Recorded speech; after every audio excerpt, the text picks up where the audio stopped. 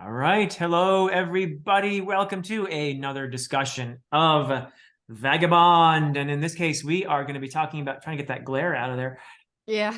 The sixth bind up, which includes, oh gosh, 16 math. through 18. Yes, thank you. Volumes 16, 17, and 18. And I am very excited to be talking about this with none other than my friend, Merphy Napier. Hello, Merphy. How are you today? Hey, Philip. I'm great. How are you? Doing pretty well, doing pretty well. And I'm enjoying the turn that the series has taken. And I have a lot, I think, of thoughts on these volumes, this bind up. And I'm very curious to hear your thoughts as well. I thought maybe we could do something a little different and focus a little bit on the characters today, if that works for Sure. you. Sure. So Yeah. maybe we could begin with who's becoming really of this section of the series, the central protagonist at the moment is definitely Kojiro, Yes. and who is a historical figure, Hmm. interestingly, but also I think Inoue does some interesting things with this historical figure. And we've heard from many of our commenters. Big shout out to the commenters, by the way. I really love how helpful the fans of manga are and how Oh, yeah. they've given us so much helpful information. And I've heard from them that actually Inoue chose to make Kojiro deaf. That's an Hmm. innovation of his. That's not in Hmm. the novel, apparently, if called Musashi. That's not historically, that's not a thing. So I thought that was an interesting choice on the part of Inoue. And I was wondering what you make of that, what it adds to the character and his arc, and also just the character in general. What are you thinking so far about Kojiro? Yeah. I love this decision. I think that as far as what we've been exploring with being connected to the heavens and the earth and Mhm. being aware beyond your senses and everything like that, I think the choice to establish all of that as something that he wants to explore and something that he wants to teach his characters, and then bringing in a character that isn't able to use some of his senses, isn't able to use some of, his he can't see, I'm here. He can't hear and he can't speak. And so having that, but then showing that he's still an extraordinary fighter, and kind of, I think, showing us before he shows us that the greater connection is the more important thing. Do you know what I mean? Yeah, And I think yeah. he does that really well, as well as the still showing people who look down on him or who underestimate him because of these disabilities that he has, versus people who see what's truly inside of him and they bring him in and they don't worry about him. Like Ito is a great example of that, who just is constantly like, go fight him. Let's see how that goes for you. Like, he's not worried about him. You know what I mean? I absolutely do. Yeah. That's a great insight. And I think that having him be deaf is a great way to show that connection that you're talking about. And at the same time, I wonder how he thinks of the way of the sword. It's presented as this very natural thing to him. Like he, as a baby, turns up with this sword, which becomes a very symbolic object in his arc. This long, extra long sword that he has. And I really thought that was well done, connecting him to this symbol. He has a different way of accessing this way of the sword, though. You notice that he smiles a lot. Yeah. For him, it seems he's very playful. He's a very Yeah. playful character. There's a joy in there, and yet this thing is very deadly. It's tragic, and it's something that he has to be taught Hmm. first. First, by my boy Takuan on the beach, he cuts his arm with the Yeah. sword to teach him, hey, this isn't all fun and games, kid. Yeah. Right. And You can then, be of harmed course, by this as well. yeah, it's harmful. And then later, Ito realizes this he has no fear. He needs to learn fear. So he is an interesting character, and he has a different access point, I think, to all of this way of the sword thing. Hmm. Yeah, I So agree. And there's been a lot of commentary about the beast within, or Mm, all that kind of stuff. So I think there's definitely something to be said about just having a natural inclination. Like, I wouldn't say that Matahachi has any sort of natural inclination to him, but that doesn't mean that he can't learn it. Whereas Musashi does, and that kind of tips him over into the beast, and right. that doesn't mean he can't hone it. Yeah. Yeah. Yeah. I agree. I I completely also think, agree. actually, I just realized. So I told you that I would move upstairs to be closer to the router. So if we have issues with internet, just tell me and I'll move. Okay. Oh yeah, we're good right now. We're We're good. good. Okay, I think good. it's a little easy, it's a little better today. Yeah. Okay, good, good, good, good. I forgot I was going to change. But anyway, I think we might have been wrong about what we thought. We said that we thought Kojiro would be the main antagonist, Uh-huh. but after this bind up, I don't know. That Yeah. when they went to the battle and they fought back to back, and Yeah. then they turned and saw each other, and then just went back to back to back. Right. They went back to Back to going back to back. back to back. And Yeah. Ito said, so this is really interesting to me, because when they arrived at the battle, and Musashi showed up, I screamed. I was so excited to see him. But Musashi he, cameo. Yeah. Musashi cameo in his own story. Yeah. And, but he approached them and he said, "What side are you fighting on?" And Ito said, "We're not your enemy." And then warriors show up. "What side are you fighting on?" "We're your enemy." Even egging other people on to come fight some more. Yeah. And then when you see them fighting back to back, he says their primal instincts tell them they're not enemies. So I Yeah. guess Ito's primal instinct told him that Musashi wasn't their enemy, and told him that the others were. And that's how he judged that. And that's what happened there when they faced each other, which Yeah. has me thinking, maybe we saw him as an antagonist, but maybe he's the companion. And yes, Matahachi will come back into the story, but maybe he's the guy. You know what I mean? Interesting. Yeah. I have no idea what's gonna happen. You could be on the onto something there. The other thing that could happen is, and this is something you see in storytelling sometimes, where you have these two uh, amazing, powerful individuals who are on a collision course, Mm-hmm. but they meet earlier. We've seen a version of this already when Musashi met Hyogano Oh, Uke, yes. this son of, or the grandson rather, of Yeah. Sekishusai of Yeah. the Yagyu school. So they met and they liked each other. They saw a kinship in each other. They saw, oh, this guy, he understands me, right? And Mm-hmm. there was an immediate bond there. But if these two were put in a situation where they were opposed to each other somehow, some external circumstances maybe happen, then it's going to be a powerful collision, and almost reluctant too, because they like each other, Um, Sure. so my guess is that could happen with Musashi and Kojiro, and it might happen because of Matahachi. But who knows? Who knows, right? Sure, sure. That's true, because if Kojiro sees Matahachi, which we did see, names. We did see, I'm Oh, not was gonna it find it.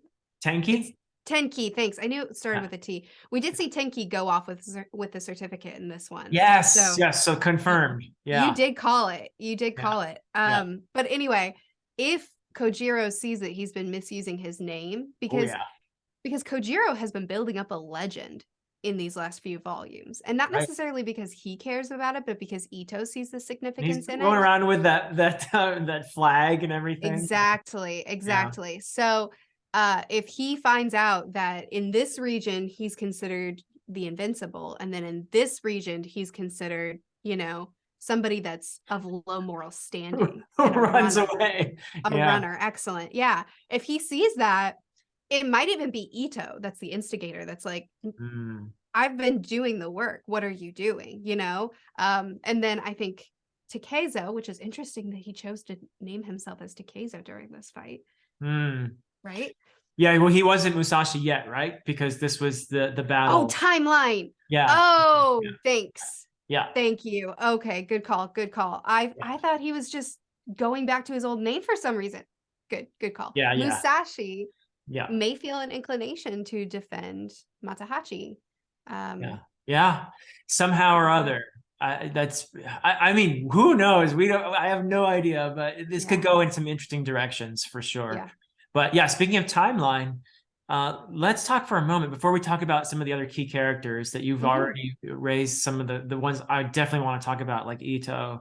But Sekigahara, this is a place that this series seems to keep pivoting around. This big battle, historical battle that happened around the year 1600, I think. I only know what it says in the back of here. I haven't studied it much, but it seems to be a really important moment in Japanese history where you have a dynastic shift that occurs. And it also, it's fascinating to me because you have all of these wandering samurai, the Ronin, who are trying to make a name for themselves. This excess military power going around. And a lot of it is as a result of this battle that happens. So you have these people wandering around. It's very reminiscent for me, and I'm speaking as a medievalist, of the Arthurian tales, particularly Mallory's Mort d'Arthur, which, you know, on several levels, this comparison works because you have a lot of the wandering around and you encounter a knight who you got to test yourself against that knight and see who's the better knight. And it's a lot of you know, contests of military prowess and all of that. But also, one thing I found interesting in this volume, which we didn't get before, the introduction of guns. And as a threat to this whole way of life, basically, this way of the sword is rapidly becoming irrelevant. And so we're in the sunset, the sunset of this, of this era. Same thing with Mallory's Mort d'Arthur. He wrote that in the 15th century, which was when really all that chivalric stuff was on its way out. And because of innovations like gunpowder and all that sort of thing. So I find it really fascinating that you have everything pivoting around. I really like this volume or this bind-up because you get all of this history seeming to assert itself as an important part of the narrative here. I wondered what you thought about all that. So I'm not nearly as familiar with Arthurian tales as you are, so I probably didn't pick up on as much of it. I obviously know that this battle is very significant to the story, and the guns being brought into the story is significant as well, but I think you're probably seeing a lot more to it than I am, just as not a historian. Yeah. Well, I mean, it's interesting because for me, the really important thing here is there you have that moment where somebody does shoot, and that's how Musashi, or Takezo as he was back then, that's how he got the wound on his leg, which we saw way back in the earlier volumes. And so it's interesting that we're getting this sort of throwback, this flashback this way. I do love the way he's playing with time. I think it shows that. I think I was under the impression that Inoue didn't have a clear vision for the series until a certain point where he locked in and then moved forward. But I think that kind of shows that there was a little bit more planning than I initially realized, because there's been a few things, like for instance, the certificate and the shot, and a few things where something didn't seem like anything, and now we see the full context. But I like how he's playing with timelines to illustrate all that. It's been a really interesting way to tell the story. Absolutely. Yeah. And so that moment happens, all that we saw, the whole Musashi cameo part in here happens before we meet him in the very first volume. Right. Well, we meet him at this battle, eh? Yeah. In the aftermath. Yep. Yeah. We haven't actually gotten the battle itself. We've only seen aftermath of the battle. Well, they both arrived in the aftermath. Yep. They neither one actually witnessed the battle. Yeah, Musashi didn't really get to do what he wanted, to prove himself and to kill a general or whatever. I love the part where he's like, the soldiers show up and he's like, "Are you a general?" You know, he wants to kill a general to prove himself. You know. Yeah, and it is interesting to have seen Takezo come so far in his personal journey. Still plenty to go, but to come so far and then to get this kind of whiplash of seeing him back as we first met him. Yeah, that's a great way to put it. It is whiplash in a big way. But this whole thing, there's something romantic and also melancholy and tragic about all these people pursuing the way of the sword when it's about to become extremely irrelevant, because of innovation and technology and all of that. This whole way of life is passing, is passing. Speaking of that, I'm sure you want to talk about Ito next, but Yes, since let's you do said it. that, Yeah. since you said that, can we talk about Gononosuke first? Yes, absolutely. Muso. Yeah. Is it Yeah. Muso? I thought it was Musi. You might be right. I wrote down Muso, but either way, I think Do you people want to just know. call him Gononosuke then, since we're not Yeah. sure? Yeah. So Okay. the guy with the face paint. The guy with the face paint. We Yeah. don't have to talk about him a load because at this point he's still very much like kind of like the little kid. He's latched on to them and just wants train me. You defeated me, so you know more than I do, so train me. But speaking of going off of what you said, he wants to be a warrior so badly. He's got the Yeah. face paint, he's got the banner, like he's like proclaiming it and he's out to prove himself. And in a humble way, because once he's defeated, he wants to learn and is desperate to learn, even to the point of watching Kojiro fight and, seeing he had that vision of the goblin and then, all that happened. But one scene that really hit me hard was when he saw the battle and saw the bodies. Yeah. And he said, wow, I've been wanting this life, but I didn't realize that if I had been born differently, I'd be on the ground too. This would have been my fate. Yep. And him looking up into the sky, where is the line? He said something along the lines of, Mother, Father, I'm glad I was born a peasant, as the rain is washing the war paint off of him. Yeah. I love that kind of theatrical thing where someone has a revelation and then the environment is reflecting that revelation. I love that kind of storytelling, and that hit me just right. Yeah, it's a gorgeous moment. I love that we're getting him, and the fact that he has a peasant background, I think is important. We do get more peasant perspectives in a way, and which I like, because their take on most peasants' take on all of this is, does it matter who wins these horrible battles? We just want to avoid being exploited by these people who are running around killing each other. Just leave us alone, They are completely, talking about our wives were taken, our children were taken, our villages were ruined, our crops were ruined, just because we lived near the battle. Yep. And we just read Vinland Saga, so we've had plenty of that peasant perspective, the consequences of war for those that aren't even fighting in it. That little flash of that was very important, I think, to have. Very important, because in these kinds of conflicts, the people who suffer the most are often the ones who are just caught in the middle. They didn't choose the fight. Nope. Yeah, nope. And in a lot of war stories, there's this glorification of battle and of war and honor and proving yourself. And there's very little focus on the people that are harmed by just being in the way. Yep. And these two stories that we've been reading are actually taking the time to point to that, which I really appreciate, and also to kind of deconstruct the glory of war and battle and all that. Absolutely, which is interesting. It's a perfect segue in a way to talking about Itosai, who is, if we're talking again about Vinland Saga, he's very like Thorkel in many ways. He is monstrous in some ways. Like, he deliberately provokes conflict. He did provoke that battle. He put points on people. He put points on people.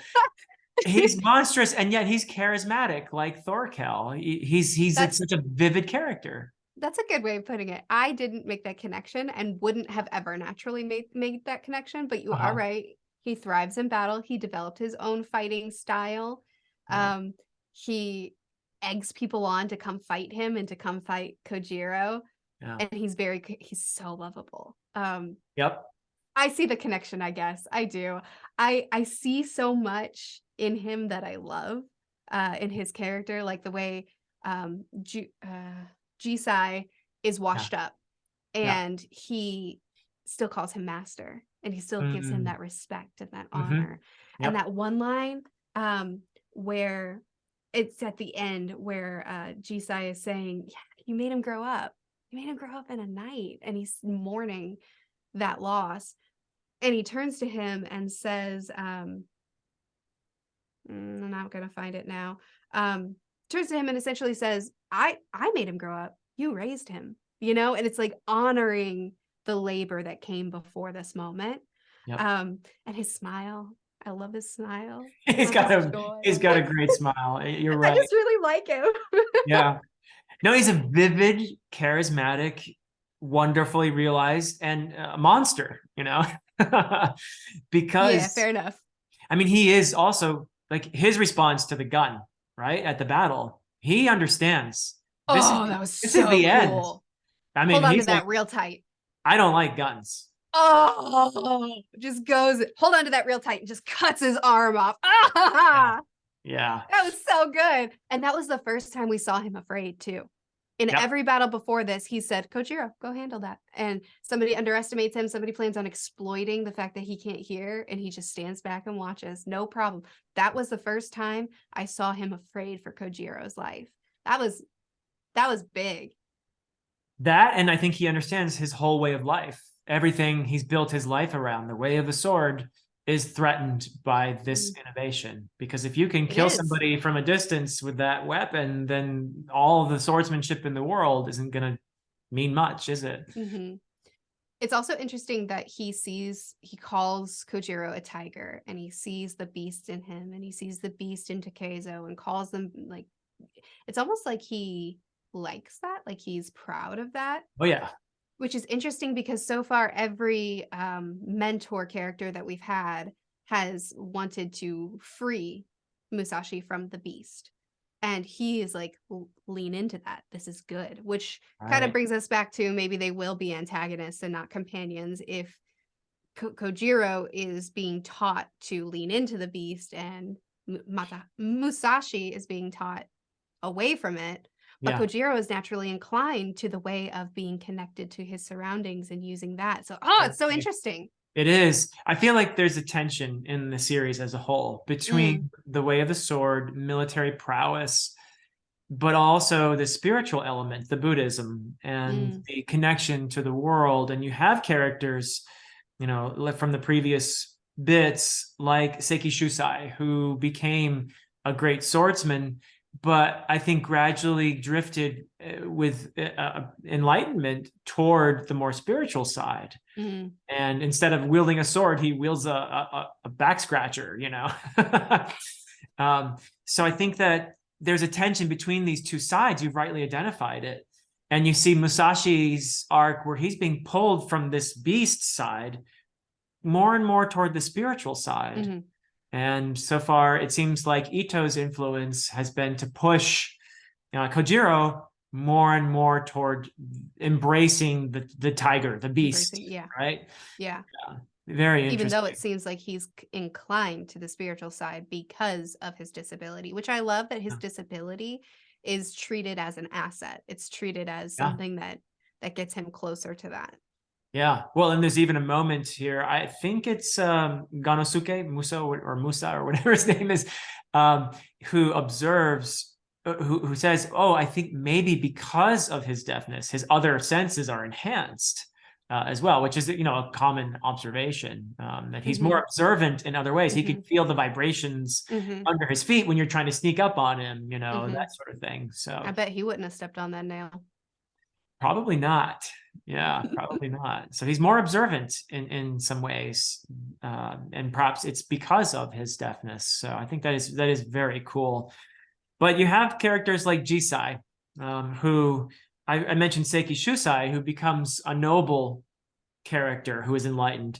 Jisai is not ennobled by his revelations so much as you said, washed up. He seems like a very jaded individual in some ways, who was saved by raising Kojiro from his own desolation, because he dedicated himself to the way of the sword and failed ultimately when his student Ito beat him, and that seemed to be his moment of disillusionment. But what did you think of Jisai here? He's becoming one of my favorites in the series. Oh, is he? Yeah. He's interesting to me because I think that his story is a sad one specifically because we've seen masters who don't embrace the way of the beast and Mm, have found a way to have harmony with swordsmanship in an honorable way. yeah, And we see Jisai as someone who embraced the beast, learned how dissatisfying and unfulfilling it is, and then just gave up. goes Gave shattered. up. Yeah, Yeah, he was a broken man. He was a shell of what he once was. And yeah, it's sad because I've seen the enlightenment that's available, and it's like he had that opportunity as well, but he never had someone to guide him to it, and so he just fell.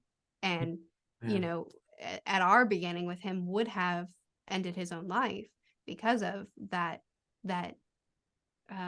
depression that came with seeing that the thing that you've dedicated your life to was all worthless. But like that other opportunity is there. He just didn't have someone to get him there. You know what I mean? yeah, yeah. No, that's really beautifully said. Yeah, that's how I feel about him too. And I don't know, there's something about, and because he has realized the futility of Mm-hmm. violence, the futility of this way of life that is worshipped by so many. Um, and the fact that he had dedicated his whole self to that and probably presumably sacrificed a lot in the process. But we see like the young Musashi denying his love for Otsu, whom I'm kind of missing Otsu right now. I But miss her too, but I yeah, mean, we're missing all of our main cast. yeah, yeah. But you see that, and you have to assume that someone like Jisai has gone through his life denying a lot of things in order to pursue this way of Yeah. life, which is basically shown to be futile to him, and it Yeah. shatters him. And so I find it beautiful, though, that he finds purpose in nurturing something. But at the same time, you feel for him because the life that he's nurtured in Kojiro is also heading very much toward this way of the sword. And he keeps saying, I'm not going to train you. I'm not going to train you. And of course, the whole time he's training him by, and Ito sees it, right? He sees it like, buddy, you've been training him all these years, yeah, you're not training him, right? Uh, and it's interesting that you have this conflict within somebody like Jisai. I find him a very compelling character because of this conflict. He both wants to train and doesn't want to train Kojiro because this is a life that he's nurtured. He wants to be free of the pain and the suffering caused by the way of the sword. So Yeah. And there's so much, I think, in parenthood that you see in him. yeah, That concept of this was my life and I know how much it broke me, so I don't want it for you.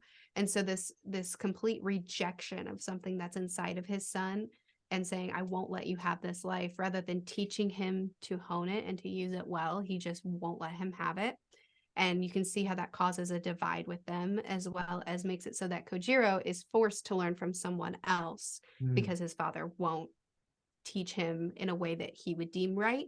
yeah, But on top of that, we also see how that has made it so that he's not as skilled of a fighter, like when he's fighting Denshichiro, and he's not treating his weapon as if it has a blade because he's only ever trained with a stick. right, And I don't remember. There was one other thing in that kind of category, but like you see that with him, of him just ultimately rejecting something instead of teaching his son what yeah, he's learned and how that doesn't work.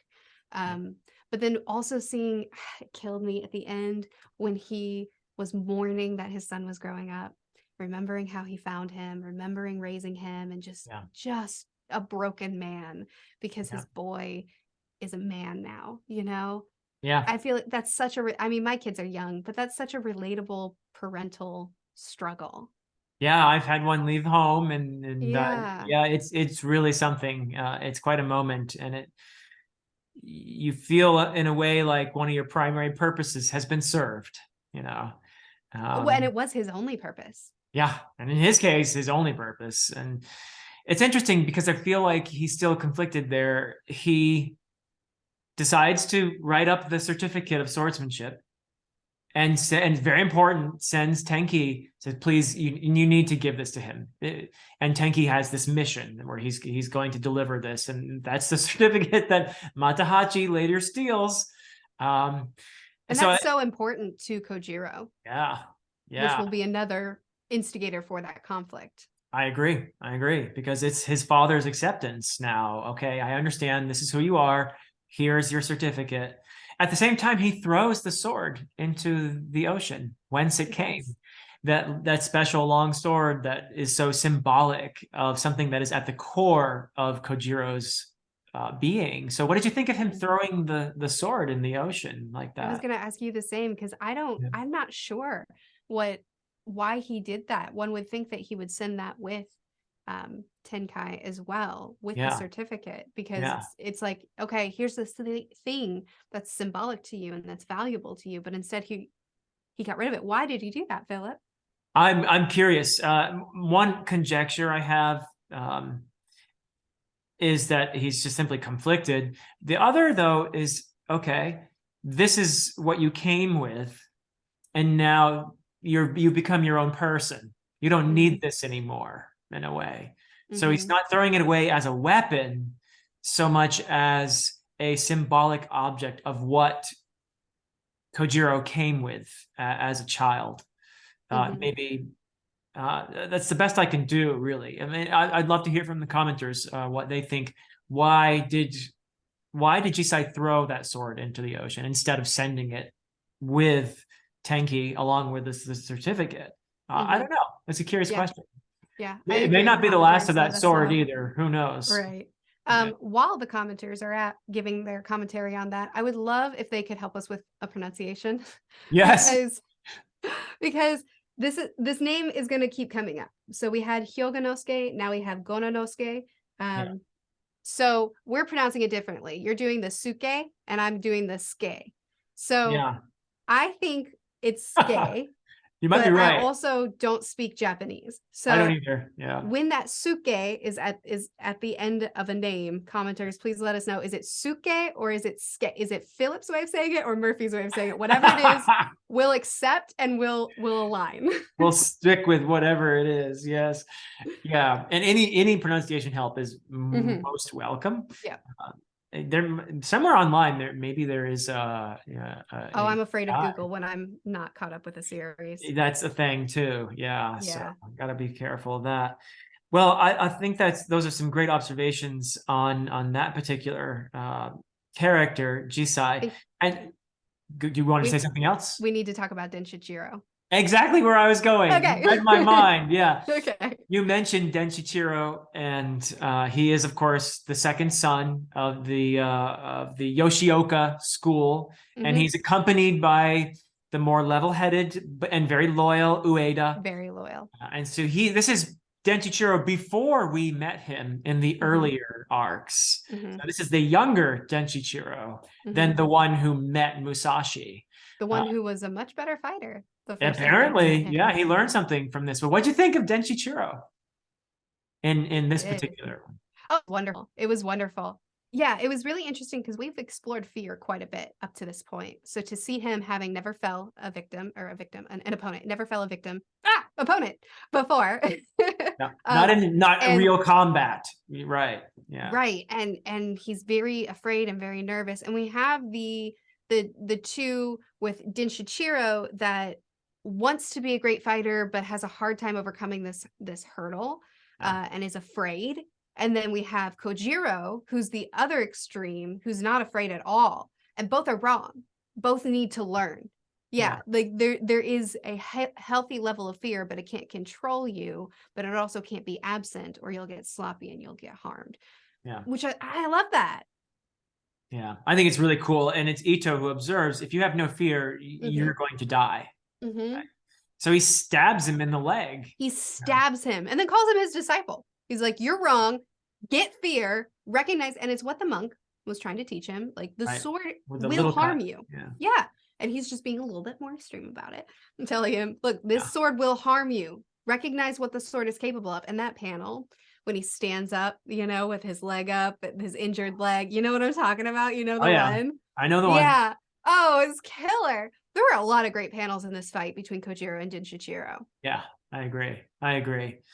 And poor Denshichiro, I mean, we get a little insight into him. He's not just the bully he appeared to be when he met Musashi. he's got a lot to prove. He's got a lot of baggage himself, because we get a little bit of insight into his brother Seijuro, and his resentment of his brother, right? Yeah. Yeah, that he's I don't remember what word he used. Let me see if I can find it really quick. I think I know Yeah. what you mean, though, where essentially Seijuro is viewed as not wanting this legacy and being a wastrel. You know, I think Yeah. Seijuro is fairly insightful and understands the futility, sort of like a wiser person or a more experienced person like Jisai, or in a more enlightened way, Seiki Shusai. I think he's disillusioned with this whole thing, even though he's so. I mean, he's really he easily beats Musashi when he meets him. So Yeah, he definitely learns a lot from this battle. I think one of the really, really powerful things that he talked about after the fight was how he and Kojiro spoke with each other. oh, And Denshichiro and Kojiro, yeah, yeah, yeah, when he was injured and he was being cared for by his guy, and Kojiro's dad was caring for him, and he was smiling and he was happy and saying things like he was singing to the waves, and yeah. he was happy, and we had this conversation, and we're going to meet again when we're both stronger. And we know none of that happened, but it was the language of the battle. He understood Kojiro in that moment, and they walked away with something of a friendship. Yeah, fascinating that they could have Fascinating. this dialogue through their swords, but also I love the idea that, That's the panel I was looking for. oh yeah, yeah, with his injured leg up there, Oh, yeah, killer. it's Go great. ahead. Yeah, I mean the art in here, we keep saying it's fantastic, and it really is. But I love the parallel with Musashi, where young Musashi grew up in the mountains, Uh-huh. and the mountains are his thing, and Mm-hmm. for Kojiro, it's the ocean. He's in Mm, tune with the ocean, and he speaks its language. He sings its language, and mm-hmm. it's Denshichiro who has this revelation. It's interesting, Mm-hmm. you know. Yeah, it was beautiful. It was a good moment for Denshichiro to see that he walked away understanding him and respecting him and having almost like his own language with him. Yeah, yeah, I'm excited to yeah, see that come back around.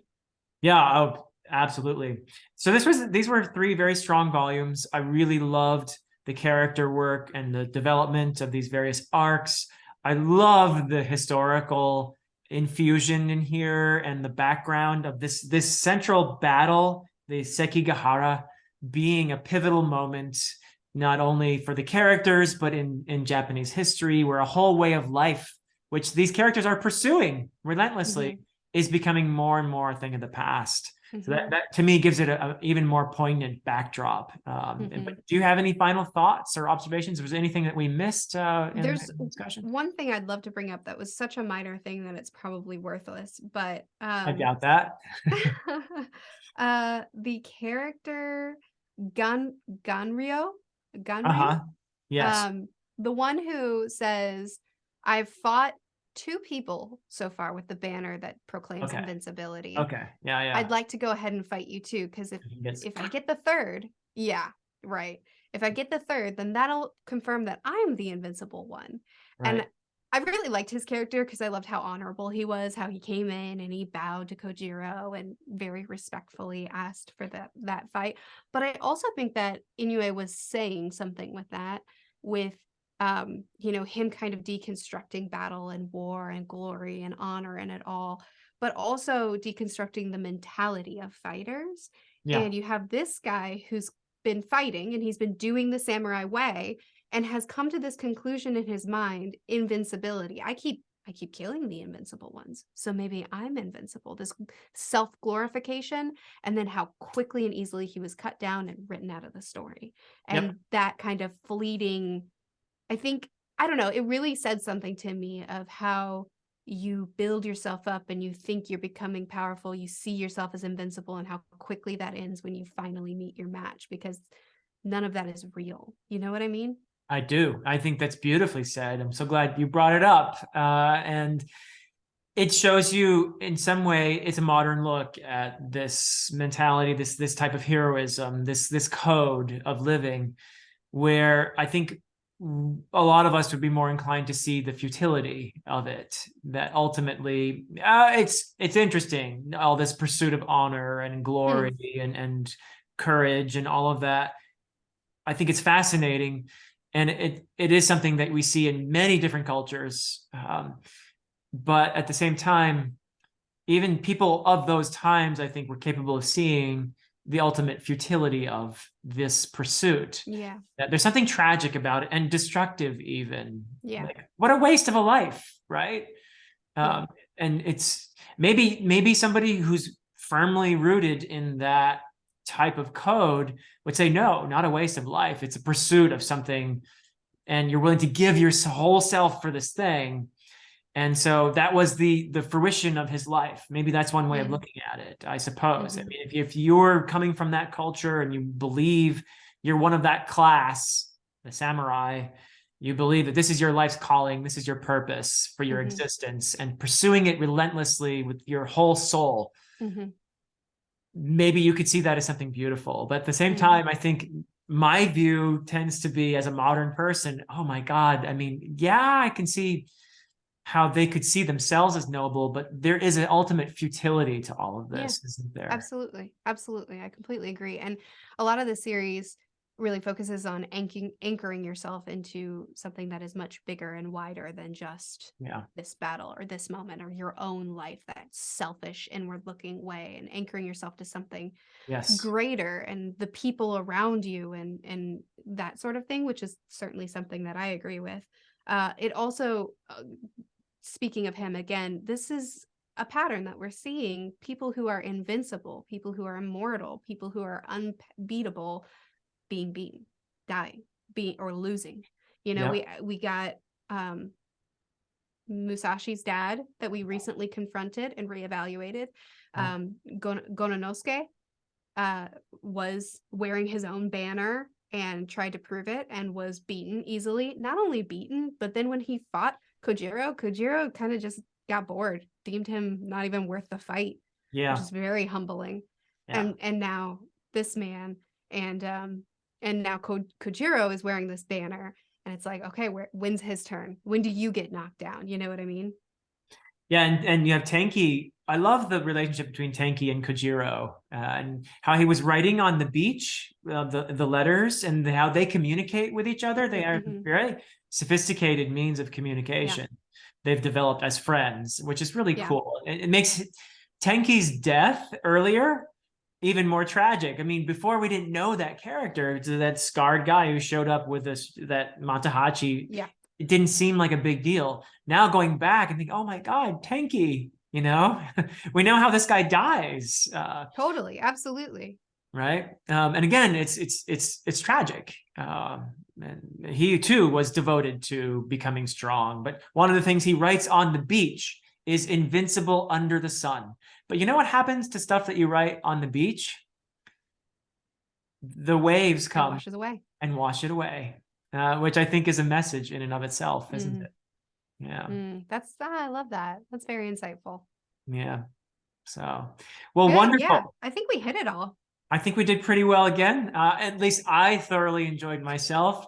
And I want to thank you, Merphy, for all the insights you just gave me, all the wonderful observations. And this is so much fun. And I hope the viewers have a good time as well. And we will be continuing this series. The next installment, the 7th bind-up, will be on Merphy's channel, Merphy Napier Reviews. That's the 2nd channel, everybody. And and the earlier discussions are all on our respective channels. The odd ones are on Merphy's, the even ones on mine, but we both have playlists for this. So any way you want to watch, it works for us. So, but thank you again, Merphy. Thank you, everybody. And until next time.